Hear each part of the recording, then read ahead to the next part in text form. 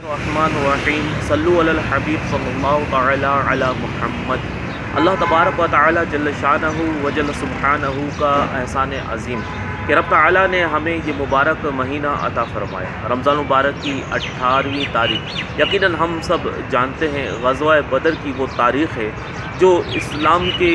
لیے سب سے بڑا غزوہ قرار پایا۔ یقیناً مسلمان جانتے ہیں کہ یہ وہ دن ہے جسے قرآن مجید فرقان حمید نے یوم الفرقان کہا، یعنی حق اور باطل کے درمیان میں فرق کرنے والا دن۔ چنانچہ غزوہ بدر کے بارے میں بہت سی باتیں ہم جانتے ہیں، آئیے کچھ معلومات حاصل کرتے ہیں اس نیت سے اس مبارک مہینے کے صدقے مسلمانوں کو اللہ تبارک و تعالی نے یہ مبارک مہینہ 2 سنہ ہجری میں عطا فرمایا، یعنی رمضان مبارک کے روزے فرض ہوئے، اور اسی رمضان مبارک کے روزے کی فرضیت کے ساتھ ساتھ اللہ تبارک و تعالی جل شانہ و جل سبحانہ نے اس مبارک مہینے کے اندر 17 سے لے کر 18 رمضان مبارک میں ایک بہت ہی بڑا معرکہ جو کہ مسلمانوں کے حوالے سے مسلمانوں کو نصیب ہوا۔ یقیناً مسلمان جانتے ہیں یہ غزوہ بدر کا معاملہ ہے، یہ وہ وقت ہے کہ جب مسلمان اس نیت سے گھر سے نکلے ہی نہ تھے، یعنی قافلے میں جو شامل تھے ان تمام کو یہی معلوم تھا کہ ہم نے صرف ابو سفیان سے مال غنیمت حاصل کرنا ہے، نہ کہ ان کو یہ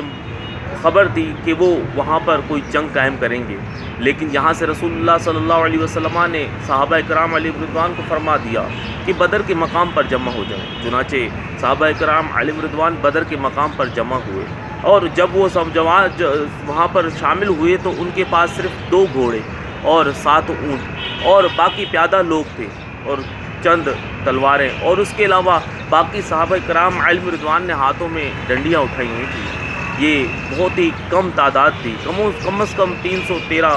کے لگ بھگ صحابہ کرام علیہ رضوان مسلمانوں کے قافلے میں شامل تھے۔ لیکن سامنے ابو سفیان کو جیسے ہی معلوم ہوا کہ سامنے مسلمان جو ہے وہ جنگ کے لیے موجود ہیں، اس کو ایسا لگا تو اس نے مکے کی طرف اپنا قاصد بھیجا، تو مکے سے 1000 کا لشکر اس جنگ میں شامل ہوا، اس غزوہ میں شامل ہوا، جس میں ابو جہل از خود شامل رہا۔ یہ ابو جہل وہ بدبخت تھا کہ جس کے لیے نبی پاک صلی اللہ علیہ وسلم نے فرمایا کہ یہ مسلمانوں کا فرعون ہے۔ ابو جہل وہ بدبخت انسان تھا کہ جس نے اسلام میں سب سے زیادہ رکاوٹیں پیدا کی۔ جب یہ اس غزوہ میں شامل ہوا اور جب صحابہ کرام علیہ رضوان کو دیکھا کہ ان کی تعداد بہت کم ہے، یعنی 313 کی تعداد ہے، تو اس بدبخت نے اپنی زبان سے یہ کلمات ادا کی کہ اے محمد صلی اللہ علیہ وسلم، معاذ اللہ، اگر تیرا رب بھی یہاں آ جائے تو وہ بھی ہم سے جنگ نہیں کر سکتا۔ تو میرے آقا علیہ الصلوۃ والسلام کو اس کی یہ بات بہت ہی ناپسند ہوئی۔ آپ نے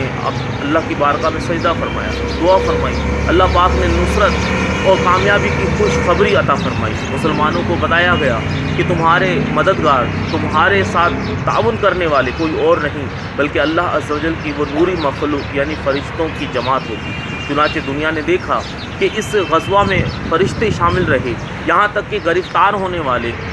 ایسے لوگ بھی موجود تھے کہ جب ان کو لایا گیا تو وہ یہ کہتے ہوئے حیران ہوئے کہ ہمیں تو ان میں سے کسی نے گرفتاری نہ کیا۔